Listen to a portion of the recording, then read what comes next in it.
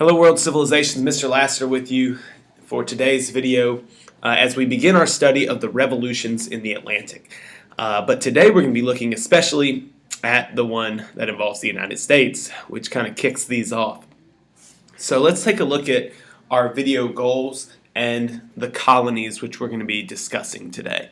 So things I want you to really understand in this video, and it's not going to be the entirety of the American Revolution. You're going to get tons more detail next year, and I encourage you to go watch the crash course U.S. history video on the American Revolution. But I want you to really get the causes, the effects, the big picture, and then what it means going forward. So take a look at these questions and make sure that you can answer them when you get done with the video. Here to the right we see the original 13 colonies, which would form the United States of America. So let's get started by first talking about the colonial relationship between Great Britain, or England, and these 13 colonies. Of course, they were on the eastern coast of the United States, and they were controlled by the Crown of Britain. Each colony kind of had its own arrangements and own setup, but they were extremely prosperous, and they were pretty heavily populated. By 1750, only about 150 years after the beginning of settlement, the population had reached over 1 million people.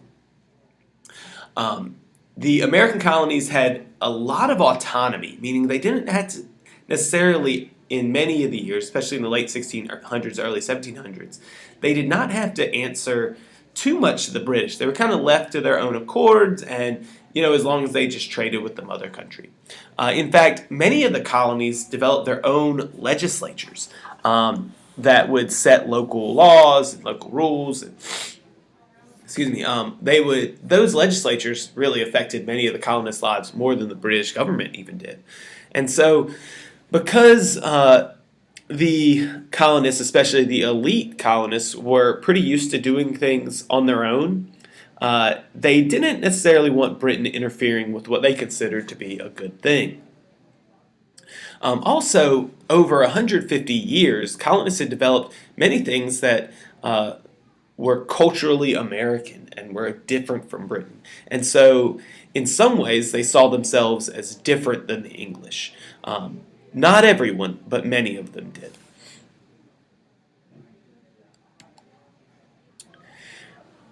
The trouble really with the American Revolution really sees its roots in an earlier war.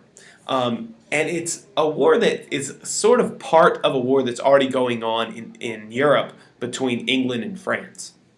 And that war is the 7 Years' War. In the Americas, the fighting that takes place, especially in the Northeast and Canada, is called the French and Indian War. And this isn't because it was fought between the French and the Indians, but because the British named it after the people who lost. So the French and Indian Wars, it was known in the American theater, ultimately ended in a British victory. And it gained more territory for British colonists. It forced France to give up all their claims to territory in North America. And this was seen kind of as a huge victory for the colonists and the British.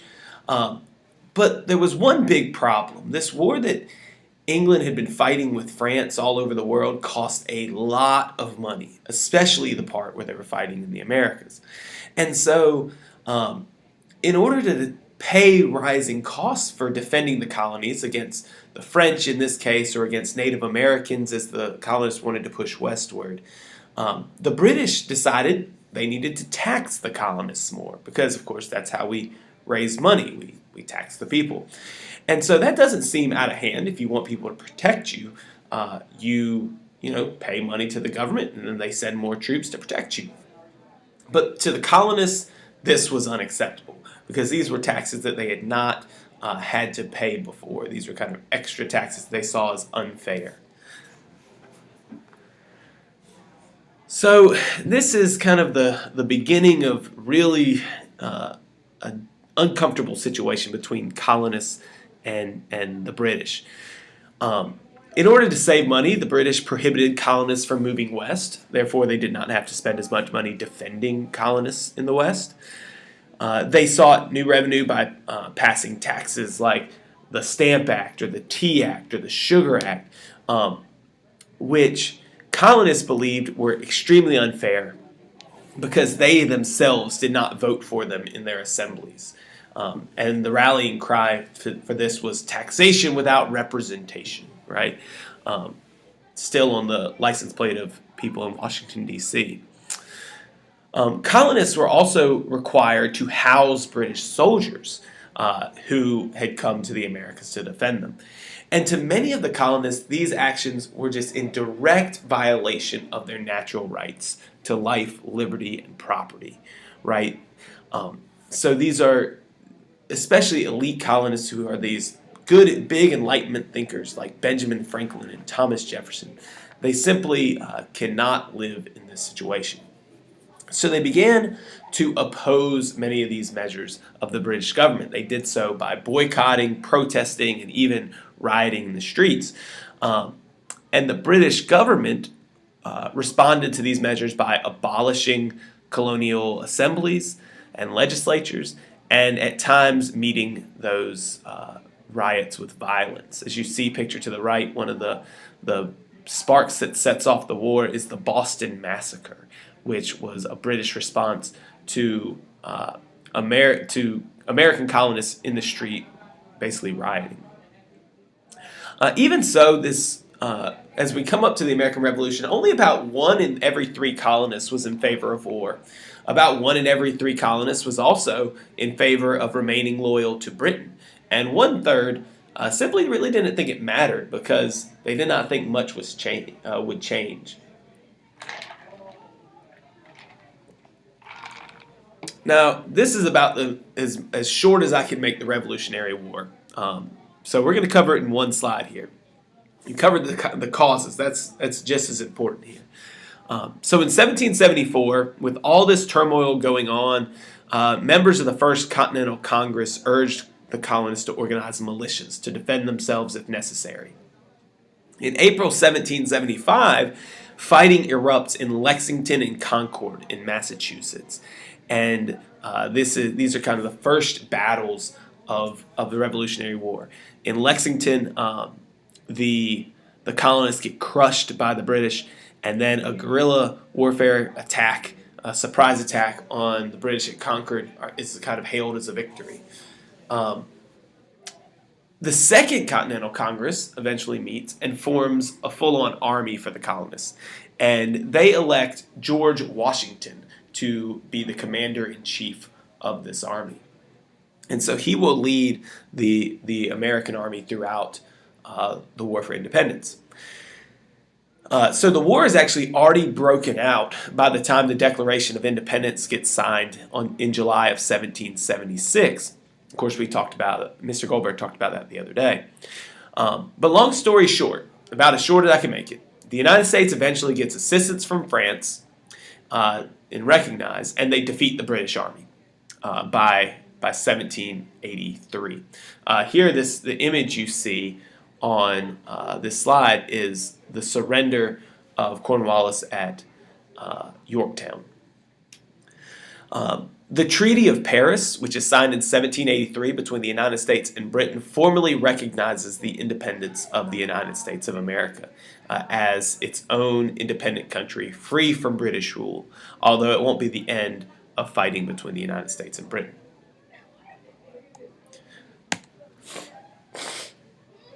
So what are kind of the effects of forming a new country? Well, a new nation has to form, and so we see kind of an experiment beginning in the United States. The first thing that the United States faced, the first challenge, is developing this government, and they start with a document in 1781, which governs to 1787, which is the first constitution of the country, and we call it the Articles of Confederation. And these articles basically laid out how the government should work and how the colonies were going to work together. But the articles were very weak. They provided a very weak federal government, and so they simply just were not working. And all the colonies decided, well, this isn't great. Let's send people to the capital And what they'll do is they'll amend these Articles of Confederation. But little did they know that the delegates that would meet in 1787 at this Constitutional Convention decided instead to write a brand new Constitution for the United States. And so this Constitution created a federal system with a stronger central government or federal government and a shared power between that federal government and local state governments. This Constitution was ratified and is still in effect today. It divided the government into 3 branches with checks and balances, a very big idea that we have seen come out of the Enlightenment. It also was designed to protect people's rights. And so in passing the Constitution, there was also an agreement to ratify or approve something called the Bill of Rights. And this Bill of Rights was a series of 10 amendments to the Constitution that guaranteed freedom of religion, speech, press, the right to bear arms and therefore defend oneself and one's property, protection against unreasonable search and seizures, the right to trial by jury and due process, and the protection of property, of course. As you can tell, these ideas, these rights that are going to be protected in the Bill of Rights, are very much derived from the Enlightenment ideals that we've studied. These are designed to protect life, liberty, and as Jefferson would put it, the pursuit of happiness. But as Locke would put it, property. So this experiment in the United States and this revolution was the beginning of several movements that we're going to study that will basically rock the world. The United States is the first country in the Western Hemisphere to gain independence from, as I say here, its European overlords. But it's not going to be the last that is going to change. We have the French Revolution taking place from 1789 to 1799. Taking its cue from the French Revolution, the country of Haiti in the Caribbean is going to begin as a slave revolt and will take advantage of the situation that's going on in France to gain their own independence. In Latin America, we're going to have many different countries eventually fight and gain their independence in the early part of the 1800s. Mexico will gain its independence, Gran Colombia, Brazil, so all sorts of countries will be popping up over the next 50 to 75 years or so. And this kind of spirit of revolution in the wake of the Enlightenment will continue all the way into the mid-1800s.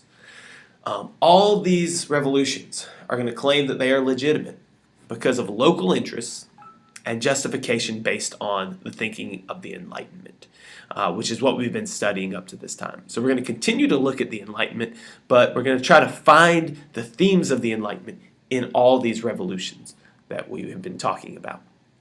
Make sure that you can name the causes of this American Revolution, what events and problems lead to it, what are the major accomplishments, especially the documents that come out of the American Revolution that are based in the Enlightenment.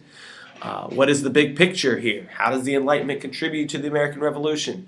And looking forward, what other revolutions occurred? If you cannot answer those questions, then you need to watch this again. Have a good night.